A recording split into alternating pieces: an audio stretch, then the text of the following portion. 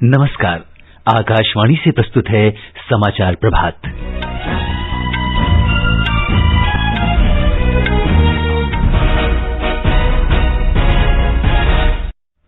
प्रधानमंत्री नरेंद्र मोदी आज सुबह 11 बजे मन की बात कार्यक्रम में अपने विचार साझा करेंगे।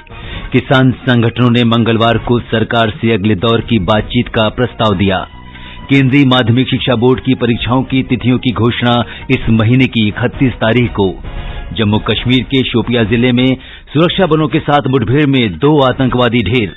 और मेलबर्न क्रिकेट टेस्ट में ऑस्ट्रेलिया के 195 रनों के जवाब में ताजा समाचार मिलने तक भारत ने 3 विकेट के नुकसान पर 100 रन बना लिए हैं। समाचार प्रभात में नवीन सक्सेना के साथ मैं सिद्धार्थ सिंह। कोविड महामारी के खिलाफ देश एकजुट होकर लड़ रहा है। आप भी हमारे साथ सुरक्षा और बचाव के 3 आसान एहतियाती उपायों का संकल्प लें। मास्क पहनें, 2 गज दूरी है जरूरी, सुरक्षित दूरी बनाए रखें, हाथ और मुंह साफ रखें। अब समाचार विस्तार से। प्रधानमंत्री नरेंद्र मोदी आज सुबह 11 बजे आकाशवाणी से मन की बात कार्यक्रम में देश और विदेश में लोगों के साथ अपने विचार साझा करेंगे। ये इस मासिक कार्यक्रम का 72वां संस्करण होगा। ये कार्यक्रम आकाशवाणी और दूरदर्शन के समूचे नेटवर्क और आकाशवाणी समाचार की वेबसाइट www.newsonair.com और news on AIR mobile app पर भी उपलब्ध होगा। इसका आकाशवाणी, दूरदर्शन समाचार, प्रधानमंत्री कार्यालय तथा सूचना और प्रसारण मंत्रालय के YouTube चैनलों पर भी लाइव प्रसारण किया जाएगा। आकाशवाणी से हिंदी प्रसारण के तुरंत बाद इस कार्यक्रम का क्षेत्रीय भाषाओं में प्रसारण होगा। क्षेत्रीय भाषाओं में इस कार्यक्रम का पुनः प्रसारण रात 8 बजे किया जाएगा। प्रधानमंत्री नरेंद्र मोदी ने जम्मू कश्मीर में स्थानीय निकाय चुनावों को पारदर्शी ढंग से संपन्न कराने के लिए प्रशासन की सराहना की है। जम्मू कश्मीर के निवासियों के लिए आयुष्मान भारत पीएम जय सेहत योजना की कल शुरुआत करते हुए उन्होंने लोकतंत्र को सुदृढ़ करने के लिए लोगों को बधाई दी। श्री मोदी ने जिला विकास परिषद के हाल ही में संपन्न चुनावों में ठंड और कोविड की बाधाओं के बावजूद लोगों की भागीदारी की प्रशंसा की। डिस्ट्रिक्ट डेवलपमेंट काउंसिल के चुनाव ने एक नया अध्याय लिखा है। मैं इन चुनावों के हर फेज में देख रहा था कि कैसे इतनी सर्दी के बावजूद, कोरोना के बावजूद नौजवान, बुजुर्ग, महिलाएं बूथ पर पहुंचे, घंटों तक कतार में खड़े रहे। जम्मू कश्मीर के हर वोटर के चेहरे पर मुझे विकास के लिए, डेवलपमेंट के लिए एक उम्मीद नजर आई, उमंग नजर आई। जम्मू कश्मीर के हर वोटर की आंखों में मैंने अतीत को पीछे छोड़ते हुए बेहतर भविष्य का विश्वास भी देखा। साथियों, इन चुनावों में जम्मू कश्मीर के लोगों ने लोकतंत्र की जड़ों को और मजबूत करने का काम किया है। श्री मोदी ने कहा कि जम्मू कश्मीर ने महात्मा गांधी के ग्राम स्वराज का सपना साकार किया है। प्रधानमंत्री ने कहा कि केंद्र सरकार इस केंद्र शासित प्रदेश के समग्र विकास के लिए प्रतिबद्ध है।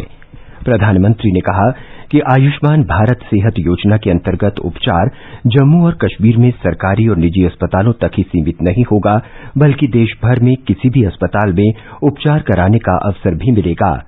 विपक्ष पर तीखा प्रहार करते हुए श्री मोदी ने कहा कि जो लोग लोकतंत्र के बारे में प्रचार करते हैं, उन्हें स्वयं भी इसका पालन करना चाहिए।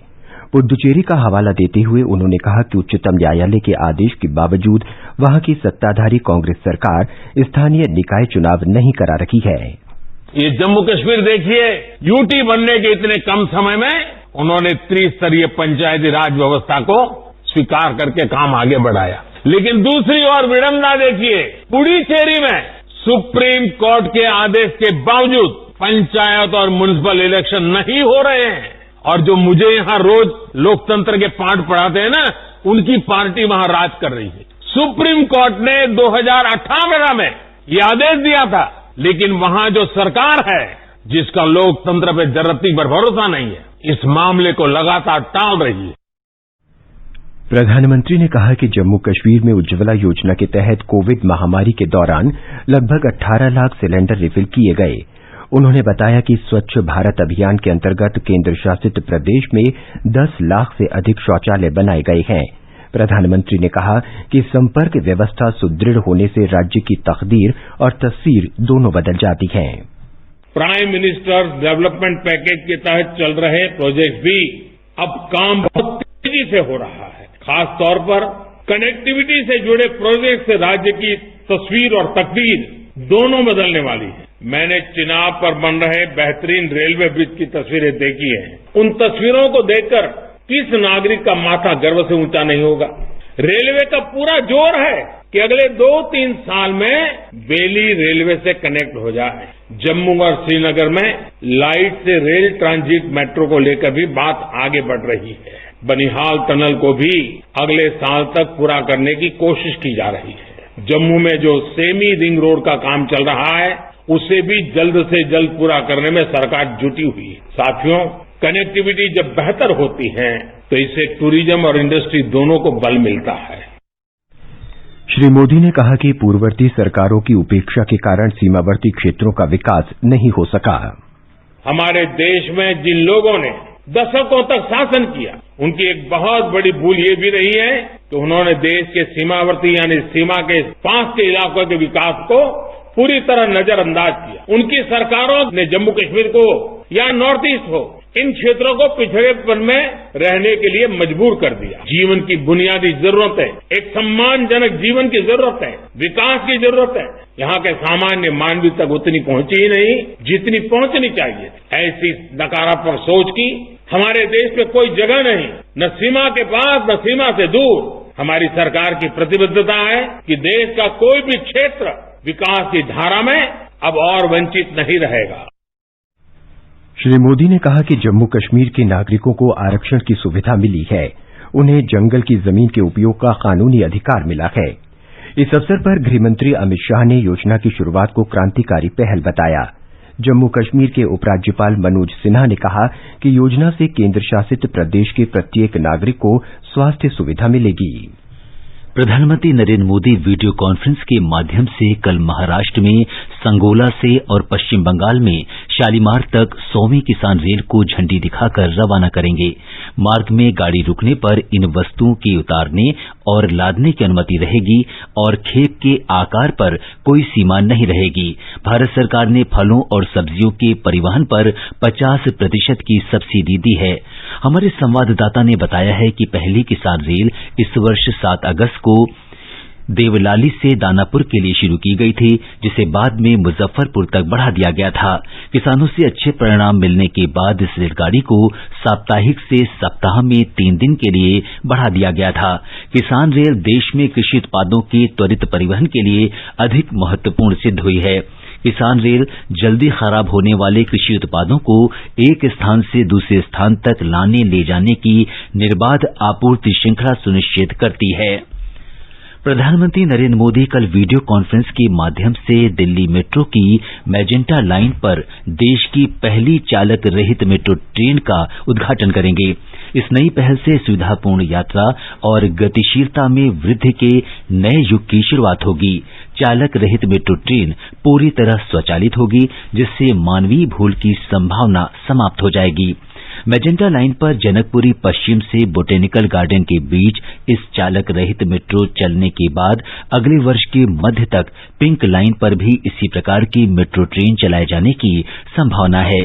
प्रधानमंत्री एयरपोर्ट एक्सप्रेस लाइन पर पूरी तरह संचालित नेशनल कॉमन मोबिलिटी कार्ड सेवा का भी उद्घाटन करेंगे। देश के किसी भी भाग से जारी किए गए रुपे डेबिट कार्ड धारक इसका उपयोग कर एयरपोर्ट एक्सप्रेस लाइन में यात्रा कर सकेंगे। वर्ष 2022 तक ये सुविधा समूचे दिल्ली मेट्रो नेटवर्क पर उपलब्ध हो जाएगी। गृहमंत्री अमित शाह आज मणिपुर जाएंगे। वो 7 बड़ी परियोजनाओं की आधारशिला रखेंगे और 2 परियोजनाओं का उद्घाटन करेंगे। वो राज्यव्यापी ई-ऑफिस का उद्घाटन करेंगे। इस अवसर पर पूर्वोत्तर क्षेत्र विकास मंत्री डॉक्टर जितेंद्र सिंह भी उपस्थित रहेंगे। गृहमंत्री इम्फाल में एक जनसभा को भी संबोधित करेंगे। गृहमंत्री अमित शाह कल रात गुवाहाटी में भारतीय जनता पार्टी की असम राज्य कोर समिति की बैठक में शामिल हुए। इस बैठक में अन्य लोगों के अलावा मुख्यमंत्री सर्बानंद सोनोवाल और राज्य के पार्टी अध्यक्ष रंजीत कुमार दास शामिल हुए। पार्टी सूत्रों ने बताया कि बैठक में आगामी विधानसभा चुनाव के लिए पार्टी की चुनाव रणनीति पर चर्चा हुई। असम में विधानसभा चुनाव अगले वर्ष होंगे।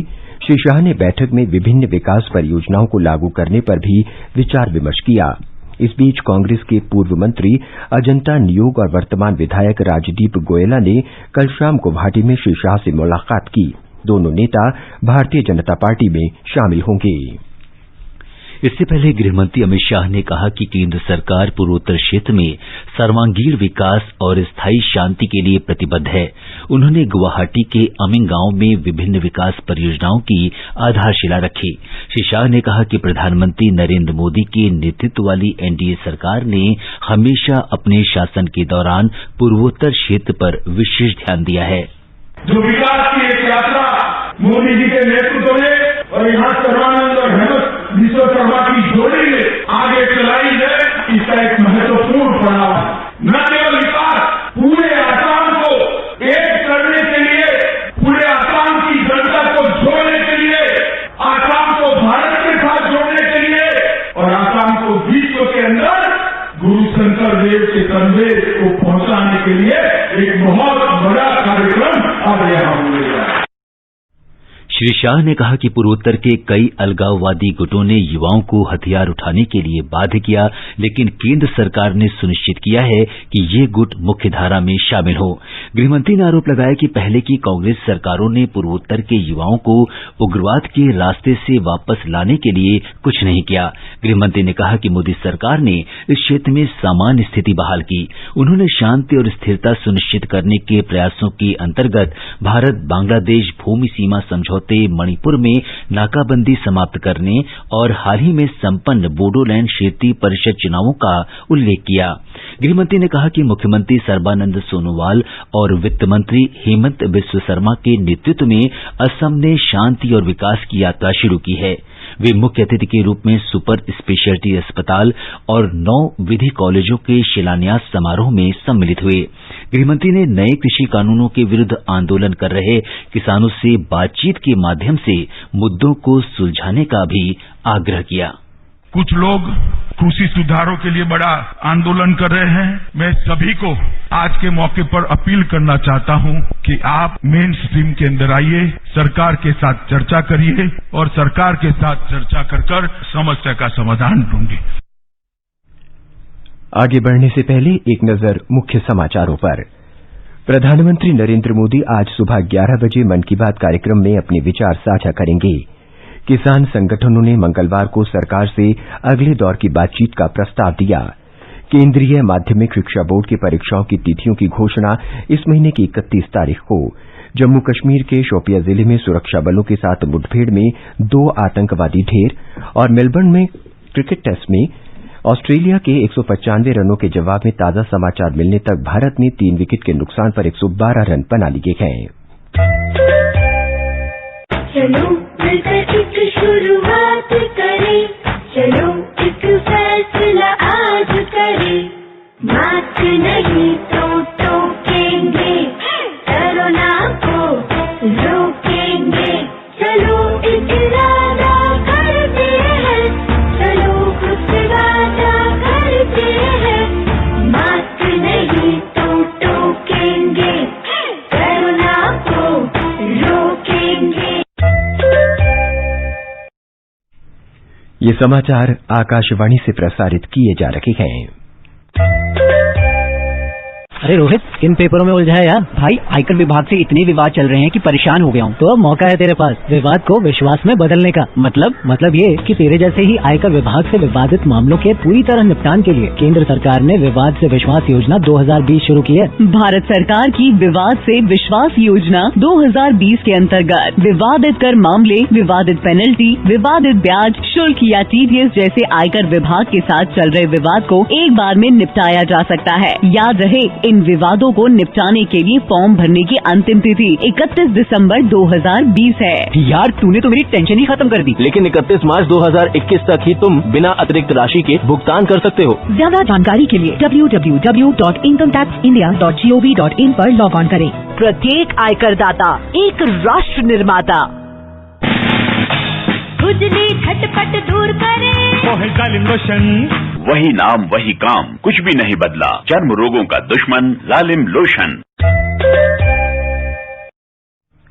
समाचार प्रभात में आपका फिर स्वागत है। किसान संगठनों ने मंगलवार को सवेरे 11 बजे सरकार के साथ अगले दौर की बातचीत का प्रस्ताव किया है। स्वराज इंडिया के अध्यक्ष योगेंद्र यादव ने बताया कि कृषि कानूनों के विरोध में आंदोलन कर रहे सभी किसान संगठनों के प्रतिनिधियों ने सरकार के साथ एक और दौर की बातचीत करने का निर्णय लिया है। केंद्र सरकार ने मंगलवार को आंदोलनकारी किसान संगठनों को पत्र लिखकर उन्हें फिर से बातचीत के लिए आमंत्रित किया था।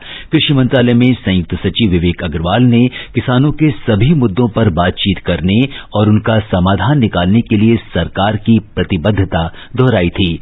उन्होंने किसानों से अगले दौर की बातचीत के लिए तारीख और समय तय करने को भी कहा था। राष्ट्रपति रामनाथ कोविंद ने कल केंद्र शासित प्रदेश दीव की 4 दिन की यात्रा के दूसरे दिन कई विकास परियोजनाओं का शुभारंभ किया और कई परियोजनाओं की आधारशिला रखी। इनमें IIIT वडोदरा अंतर्राष्ट्रीय परिसर के पहले शैक्षिक सत्र और कमलेश्वर स्कूल घोघला का उद्घाटन शामिल है। उन्होंने सौदवाड़ी में एक स्कूल के निर्माण की आधारशिला रखी। दीव सिटी वॉल पर 1.3 किलोमीटर लंबे पैदल मार्ग के पुनरुद्धार कार्य का उद्घाटन किया। फोर्ट रोड पर फल और सब्जी बाजार के उन्नयन कार्य और दीव जिले में एकीकृत नगर निगम ठोस कचरा प्रबंधन प्रणाली का शुभारंभ किया। इस अवसर पर राष्ट्रपति ने नागरिक सुविधाओं को तैयार करने और उन्हें बनाए रखने के प्रयासों के लिए दादरा और नगर हवेली तथा दमन और दीव की जनता और प्रशासन की सराहना की। उन्होंने INS खुखरी का भी उद्घाटन किया। एक रिपोर्ट। राष्ट्रपति रामनाथ कोविंद ने कहा कि स्थानीय लोगों के प्रयासों के चलते इस केंद्र शासित प्रदेश को सामाजिक विकास के क्षेत्र में पिछले 4 सालों में 40 पुरस्कार मिल चुके हैं। उन्होंने कुदरती विरासत और पर्यावरण के संरक्षण के लिए स्थानीय प्रशासन के प्रयासों की सराहना की। राष्ट्रपति ने कहा कि इसी प्रयासों के चलते दीव आज अपनी 100% ऊर्जा की जरूरत सूर्य ऊर्जा से लेने वाला देश का पहला शहर बन गया है। इस केंद्र शासित प्रदेश में आत्मनिर्भर भारत और लोकल फॉर वोकल अभियान को सफल बनाने के लिए राष्ट्रपति ने खुशी व्यक्त की। दीव में भारती रावल के साथ योगेश पंड्या, आकाशवाणी समाचार, अहमदाबाद। राष्ट्रपति कोविंद दीव की 4 दिन की यात्रा के बाद कल दिल्ली लौट आएंगे।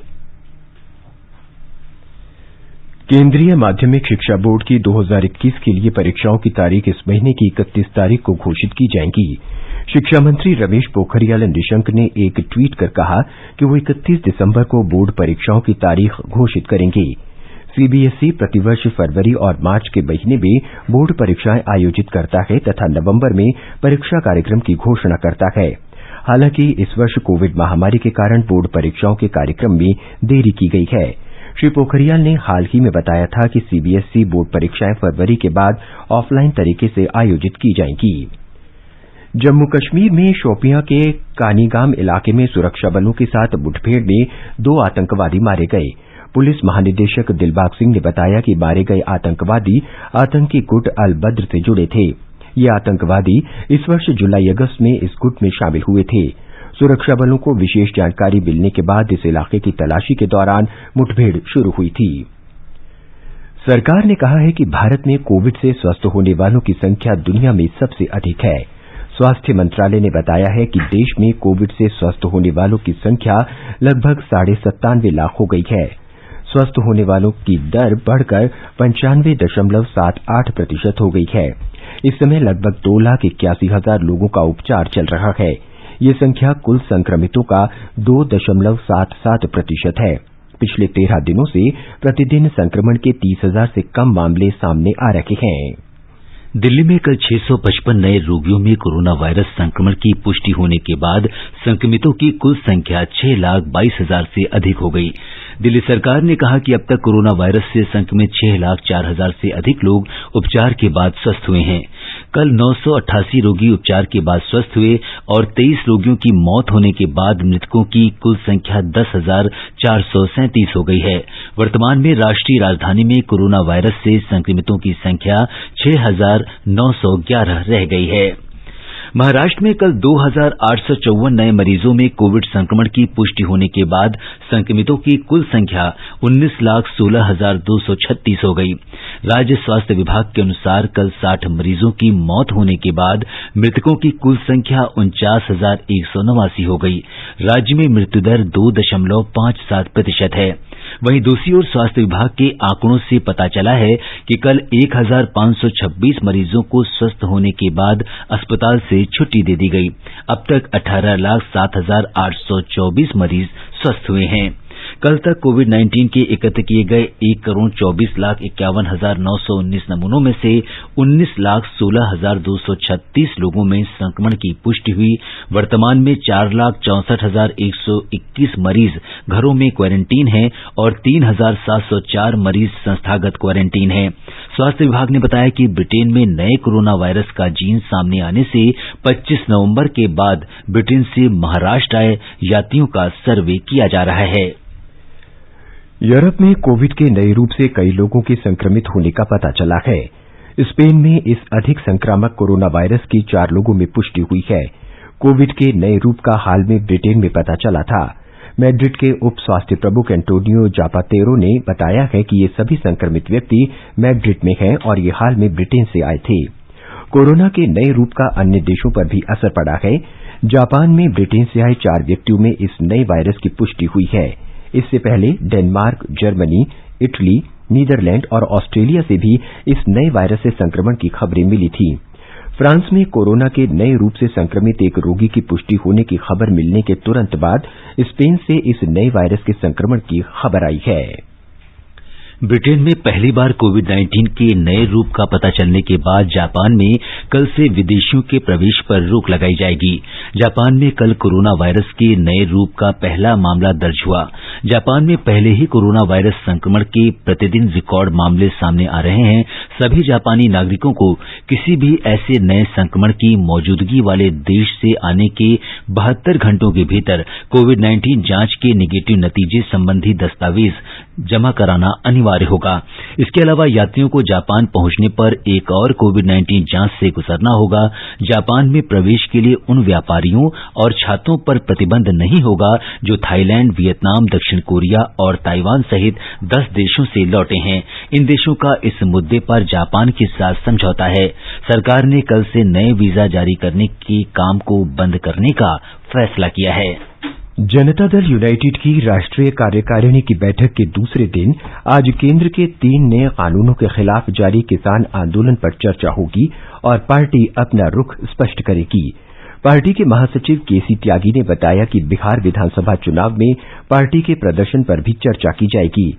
अरुणाचल प्रदेश में जनता दल यूनाइटेड के 6 विधायकों के भाजपा में शामिल होने पर भी बातचीत होगी और बंगाल, असम, तमिलनाडु और केरल में गठबंधन के साथ चुनाव लड़ने या अपने बलबूते पर चुनाव लड़ने पर फैसला किया जाएगा। पार्टी का एजेंडा राष्ट्रीय कार्यकारिणी के सामने रखा जाएगा और इसे राष्ट्रीय परिषद अनुमोदित करेगी। बैठक में राजनीतिक संकल्प रखा जाएगा और अन्य राज्यों में पार्टी का विस्तार करने की पार्टी की योजना को मंजूरी दी जाएगी। आकाशवाणी का समाचार सेवा प्रभाग वर्ष की प्रमुख झलकियों की श्रृंखला के अंतर्गत कैसा था वर्ष 2020 प्रस्तुत कर रहा है। आज ये भारत में मीलों दूर कई स्थानों को जोड़ रहा है।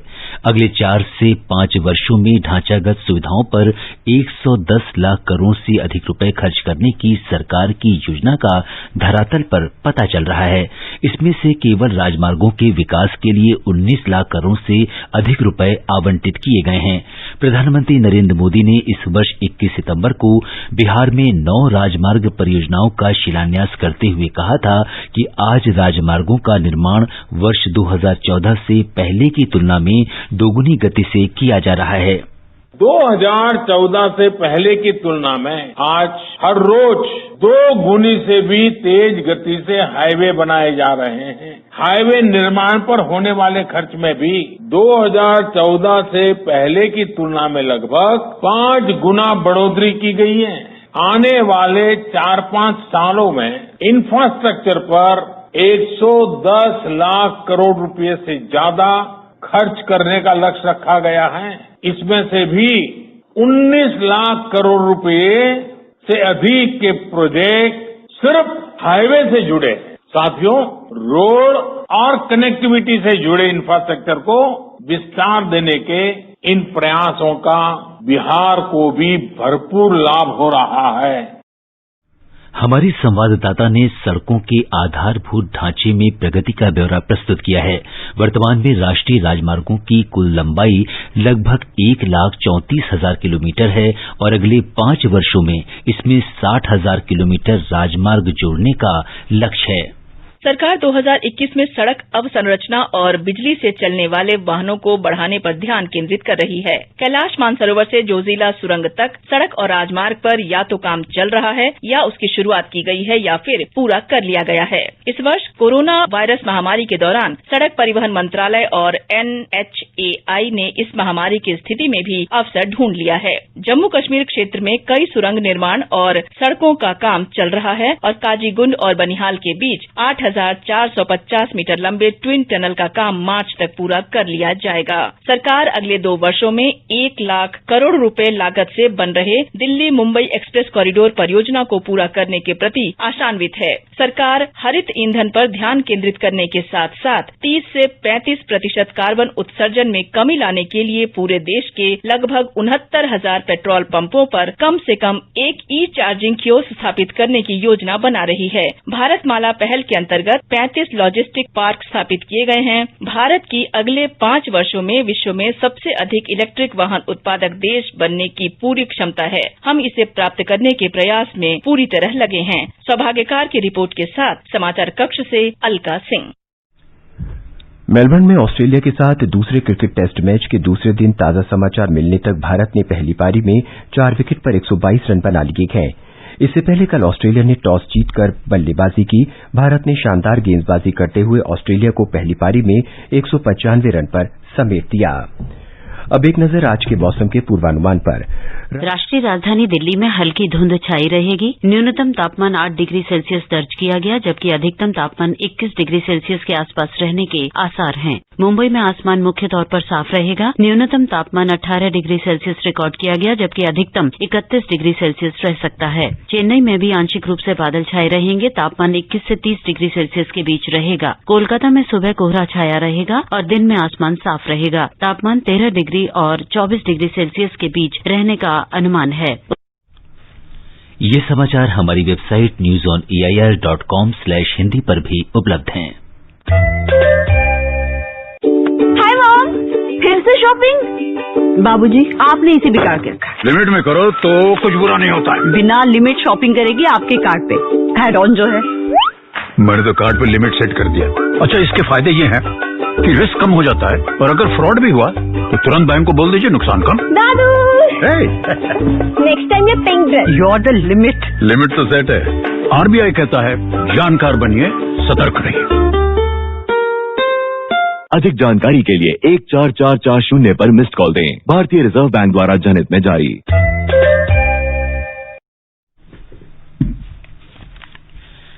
और नवीन, अब बताएं कि आज के समाचार पत्रों में क्या खास है। सिद्धार्थ, नए कृषि कानूनों को लेकर किसानों और सरकारों के बीच अगले दौर की बातचीत की सहमति को लगभग सभी अखबारों ने अपनी सुर्खी बनाया है।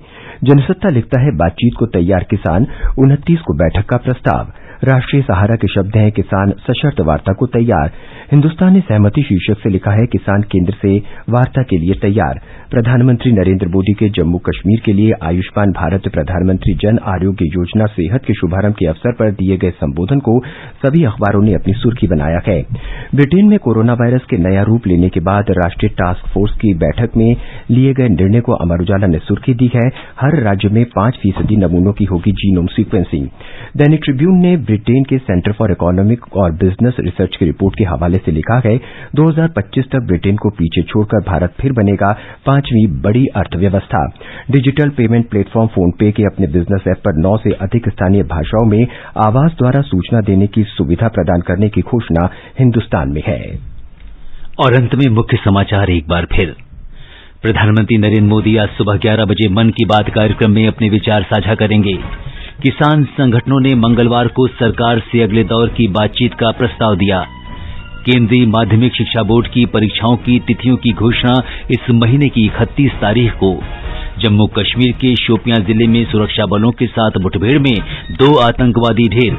और मेलबर्न क्रिकेट टेस्ट में ऑस्ट्रेलिया के 195 रनों के जवाब में ताजा समाचार मिलने तक भारत ने 4 विकेट के नुकसान पर 122 रन बना लिए हैं। इसके साथ ही समाचार प्रभात का ये अंक समाप्त हुआ। नमस्कार।